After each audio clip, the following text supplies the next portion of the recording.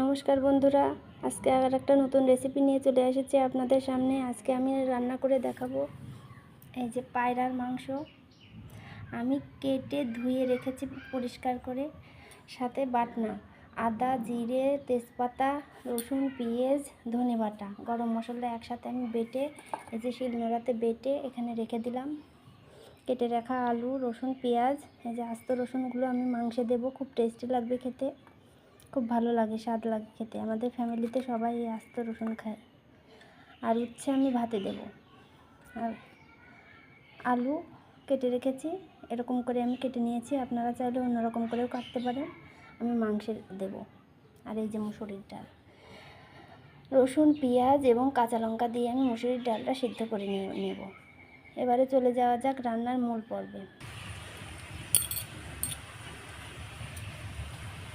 মাংস রান্নার সেন্টে পুরো রান্নাঘরটা আমার খুব সুন্দর গন্ধে ভরে গিয়েছে।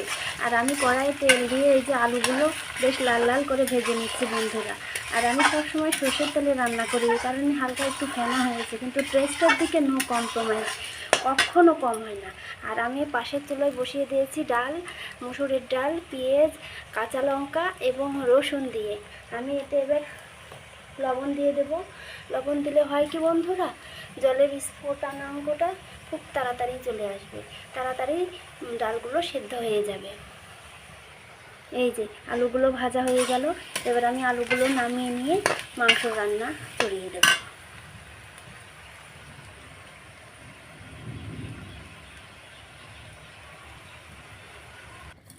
তেলে আমি তেজপাতা দিয়ে দিলাম বন্ধুরা।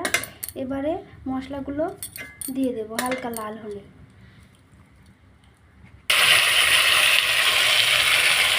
এই যে এবারে আমি মশলাগুলো দিয়ে দিলাম বন্ধুরা।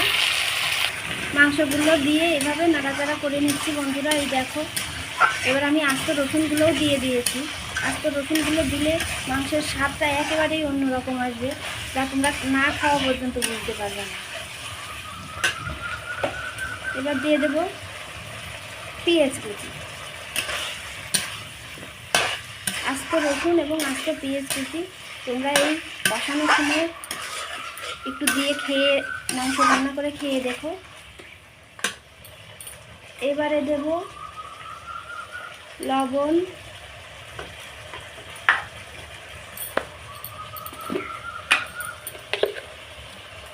হলুদ গুঁড়ো পরিমাণ মতো।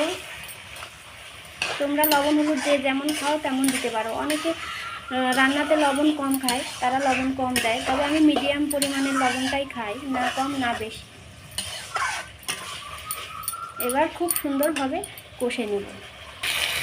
খুব সুন্দরভাবে তেল উঠে গিয়েছে বন্ধুরা। এইবার আমরা কষানোর জলটা দিয়ে দেব। আমি দিচ্ছি এতে গরম জল। পাশের চুলোর হাঁড়ির মুখে আমি এই যে কিছুটা গরম জল দিয়ে রেখেছিলাম, সেই গরম জলটা আমি মাংসে দিয়ে দিলাম। দেখেছেন বন্ধুরা রঙটা কি সুন্দর এসেছে। এবার ঢেকে দেব চাপা দিয়ে।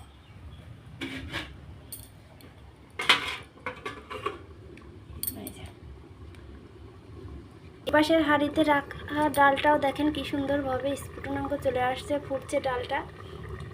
অতি অল্প সময়ের মধ্যে সেদ্ধ হয়ে যাবে। এই যে কষানোর ঝোলটা ফুটছে বন্ধুরা। মাংসে আমি আবার কষানোর সময় একটু বেশি ঝোল দিই, যাতে আমি কষাতে কষাতে মাংস সুসিদ্ধ হয়ে যাবে। আর তা না হলে আমার পরে বেশি করে ঝোল মানে জল দিয়ে ফুটলে সেই মাংসর টেস্টটা আমার কাছে একটু, এই মাংস আর ও মাংসর মধ্যে বেশ তফাৎ আমার কাছে মনে হয়।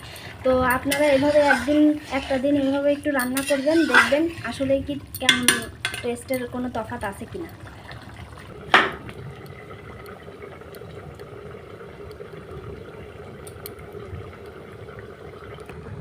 ডালটা কেমন ফুটছে দেখেন।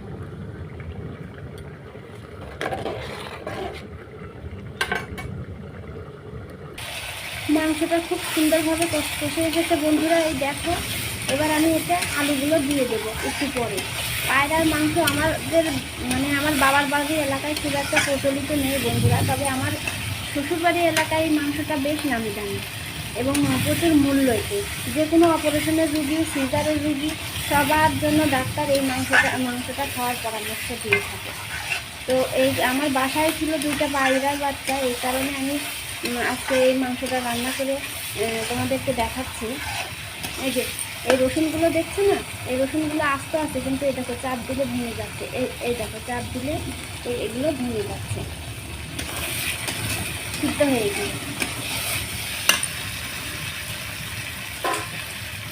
এবারে ভেজে রাখা আলুগুলো আমি দিয়ে দিলাম বন্ধুরা। এবার আলু দিয়ে কিছুটা সময় কষিয়ে নিয়ে আমি এই পাশে হাঁড়িতে যে গরম জল ফুটছে না, এই ফুটন্ত জলটা ঢেলে দেবো। এই যে বন্ধুরা, আমি নামিয়ে ফেলেছি গরম মশলা বাটনা দিয়ে। আমাদের হচ্ছে আলু দিয়ে রসুন দিয়ে পায়রার মাংসের ঝোল। এই দেখো কালারটা এসেছে, দেখেছো তো? এবারে আমি কড়াইয়ে তেল দিয়ে দেব। তেলটা গরম হলে আমি এতে দিয়ে দিলাম শুকনো লঙ্কা ও তেজপাতা। এবারে দিয়ে দেব জিরে,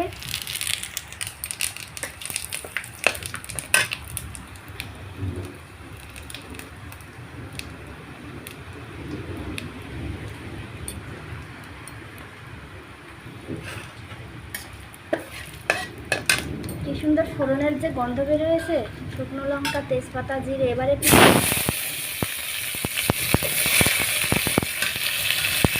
পেঁয়াজটা লাল লাল হয়ে আসলে আমি ডালটা দিয়ে দেবো এতে।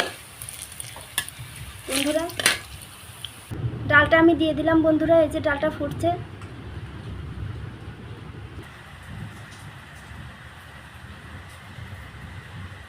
এই যে ডালটা ফুটছে।